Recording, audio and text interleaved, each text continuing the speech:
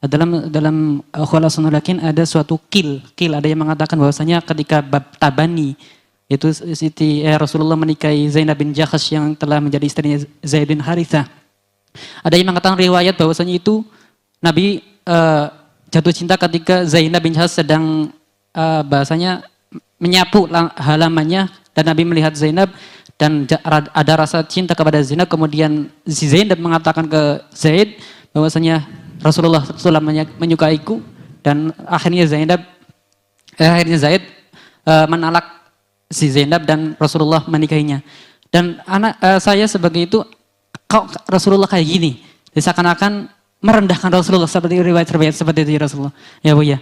Mohon sebatas mana kita memercayai kil atau riwayat-riwayat yang dimana kadang riwayat ini bertentangan dengan kitab yang lain. Banyak penulis sejarah dengan bermacam-macam versi ataupun menghadirkan pendapat-pendapat yang berbeda dengan pendapat jumhur atau kebanyakan ulama. Dan sengaja kita pilih buku ini karena buku ini sudah sangat familiar. Justru nanti di dalam perjalanannya kita akan menemukan sesuatu yang kurang sesuai, nanti akan kita luruskan. Kita tidak akan biarkan. Dan tentunya Syekh Umar Abdul Jabbar di saat menukil, karena namanya ringkasan, sangat ringkas. Justru itulah tugas kita untuk menjelaskan supaya kita tidak punya persepsi-persepsi yang negatif kepada baginda Nabi SAW. Dan memang dalam membaca sejarah harus hati-hati. Sebab penulis sejarah itu biasanya begini kaidahnya, dia menukil dulu, baru setelah itu tasfiyah. Setelah nukil dikumpulkan, baru nanti dilacak di antara riwayat-riwayat mana. Dan kejujurannya harus menukil semua yang pernah ia dengar. Akan tapi nanti baru benar tidaknya setelah itu. Biasanya seperti itu.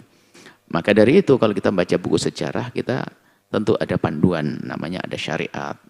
Syariat itu adalah kebenaran yang diambil tentunya oleh para ulama istinjad dari dalil-dalil yang jelas. Kalau sekedar cerita, termasuk nanti kita nemukan bahwasanya di dalam kitab tafsir, bahkan mungkin tafsir yang sangat besar, tafsirnya orang-orang sangat kita percaya. Tapi kenapa mendatangkan namanya Israiliyat yang tidak pantas dihadirkan? Maka seorang pembaca tafsir atau guru tafsir menjelaskan bahwasanya seorang penulis tafsir menukil kaul itu selagi ada tanda kejujuran ilmiah, ia nukil. Cuman bukan semua yang dinukil adalah disetujui.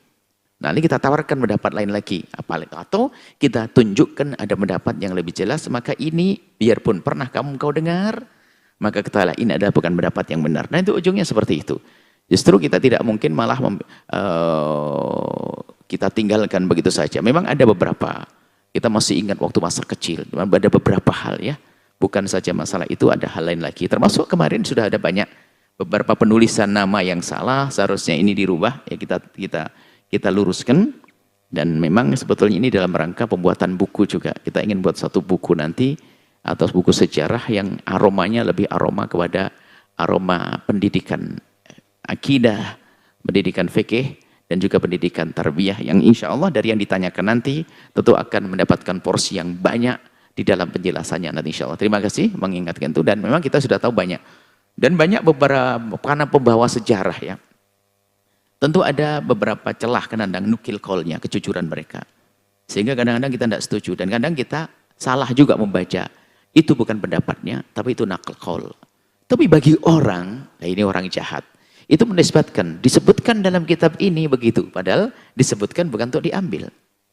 Disebutkan dalam kitab Nurul Yakinnya, atau disebutkan dalam kitab misalnya Fikih Sirah Dr. Buti, disebutkan oleh Ibnu Hisham. Padahal Ibnu Hisham tidak meyakini, tapi hanya nakal kaul. Terima kasih. Nah itulah nanti, kalau sudah ketemu waktunya, semuanya insya Allah akan mendengar bagaimana membaca buku sejarah seperti itu.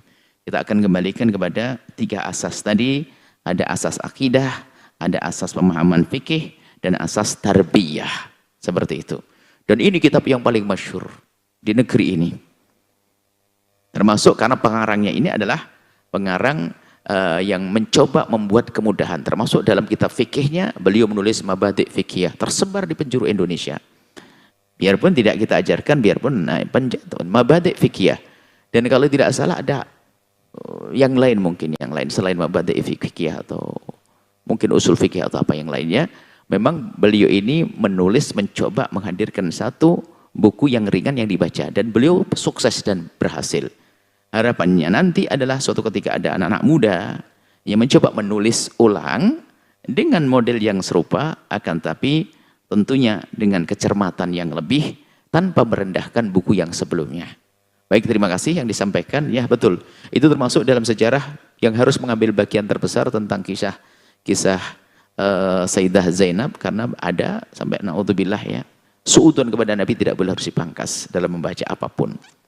Ada seorang penghafal Al-Quran, katanya sudah 20, bahkan mungkin ada yang mengatakan sudah sampai selesai. Rupanya waktu membaca tentang Sayyidina Zaid, lalu mencoba melihat tafsirnya, langsung murtad. Karena apa? Suudzon kepada Rasulullah Sallallahu Alaihi Wasallam. Nah, dengan itulah maka nanti akan kita hadirkan bagaimana membaca kisah seperti itu. Jadi semuanya kita baca jujur. Baru nanti setelah itu akan kita beri penjelasan. Ini loh bunyinya di kitab ini, lalu penjelasannya seperti apa. Dan kalau himbauan ingin membaca buku sejarah yang modern, yang luas, dan dikumpulkan di dalamnya hikmah fikhiyah, hikmah akidiyah, hikmah tarbawiyah, langsung adalah bukunya Dr. Muhammad Said Ramadan Al-Buti yang namanya Fikih Sirah.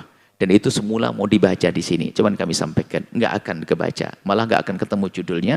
Maka kita pilih kitab yang ringan, yang sudah familiar. Sepertinya di penjuru Indonesia pun sudah punya kitab ini.